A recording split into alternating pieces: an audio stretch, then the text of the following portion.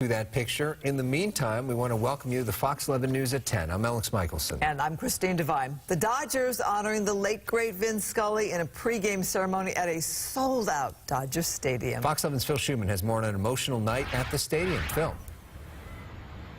Emotional, an excellent word for it, Alex. Some 56,000 get to participate in the video tribute and a live tribute to Vin Scully, a man who, as we've said, was comfortable in the booth, but not really in the spotlight.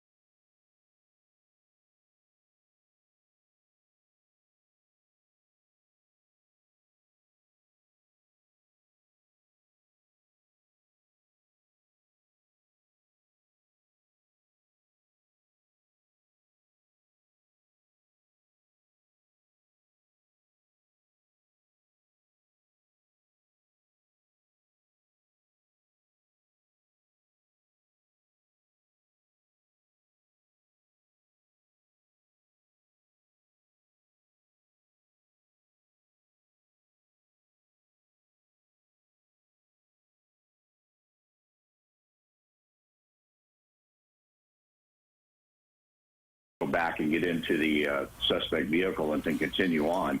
So this has really changed the dynamic of this pursuit from a straight stolen to now an attempt carjacking suspect.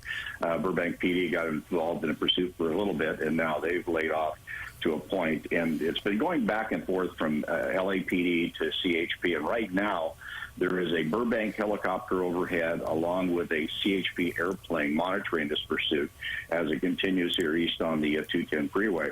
And you talked about spike strips. The one thing that I always tried to caution is don't talk about the spike strips because we know the suspect is also listening or somebody he may know. Yeah, Tim, exiting the freeway here, Alex. Yeah, we're getting off the freeway here. We are moving now onto side streets. This looks like we're on Tahunga Canyon Road, exit Pasadena, and now things can get real dangerous. We'll see if he now moves and gets back right onto the freeway here.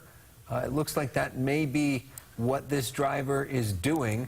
Or just driving next to the freeway. Certainly looks like maybe getting back. Or a side street well, that if he parallels. doesn't get back on the freeway, he's back on. Yeah. The thing is, Latuna Canyon Road is a dangerous road either direction you take. Luckily, he got back on the 210 freeway. Had he gone east towards the mountains, it would have been very difficult up in there. And then if it had gone west, that would have taken him down into the hills just to the east side of Burbank. And it's a very tight road. But, you know, this guy, you never know what he's going to do because he's been doing pretty much everything that suspects do in a pursuit to get away, off-roading along the 210 freeway and now jumping off. So he's probably trying to find a place to get off and get on those surface streets because he has been on surface streets quite a bit. But going back to the spike strips, really kind of caution talking about when the spike strips are going to be deployed.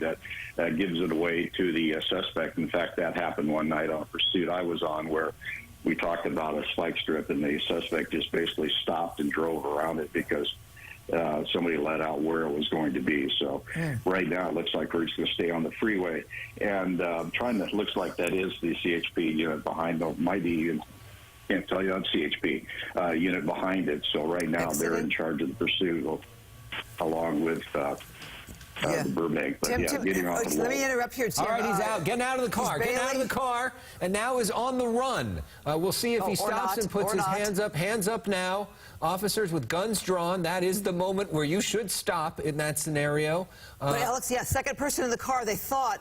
Apparently not. CHP opening the car door there, looking inside, apparently feeling safe, those officers right there, and dealing with just this driver. Either somebody's in the car and they're staying in the car, or there's nobody else in that car. Yeah, so we got to stay on this until that car is cleared, because that is a good question. Did somebody maybe get out of that car when we didn't see it? So this driver now on the ground, complying, following the orders. They have not yet. They're going to approach the suspect, make sure that he's unarmed, and then put him in handcuffs, take him into the vehicle, is what we're going to look at here from CHP. They're communicating with them. You see there, putting on the handcuffs. And now they're going to check this vehicle. It looks like they're checking the trunk to see if anything's in it, and checking the other doors as well. You have to wonder why the suspect decided to stop now and here. When we saw the car starting to come to a slow there, with speeds going from the 70s to 48, and then suddenly the vehicle just stopped, and that driver attempted to run for a minute, saw that law enforcement was right there with their guns drawn, thought about it for a moment, and stopped. Was he running out of gas? You know, what it looked